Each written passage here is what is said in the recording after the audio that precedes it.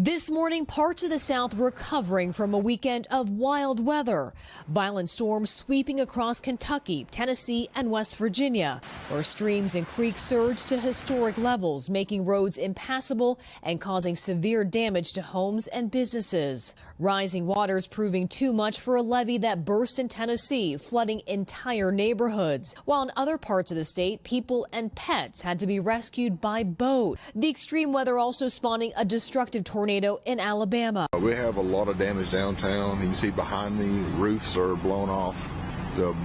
Most of our buildings. In Kentucky, flash flooding stranding drivers and residents across the state. First responders finding themselves caught in the chaos too. This firehouse in Hazard flooded by the intense rains. At least 9 fatalities reported in Kentucky. The governor saying most of the tragedies occurred as people tried to drive through high water, including a mother and her child.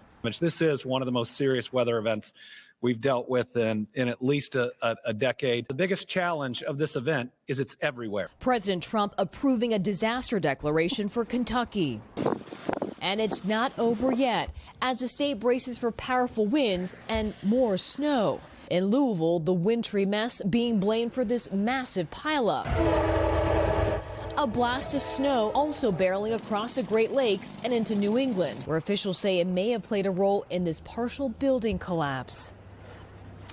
And this morning, all this extreme weather has also knocked out hundreds of thousands of customers. They don't have power this morning, those folks living in the Northeast and the Mid-Atlantic states. Meanwhile, back here in the South, we're catching a bit of a break today, but then that Arctic air will be settling in starting tomorrow.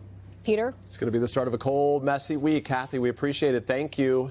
Hey, thanks for watching. And don't forget, you can catch the Today Show every morning on NBC or take Today when you're on the go. Just follow the Today podcast on Apple Podcasts, Spotify, or wherever you listen.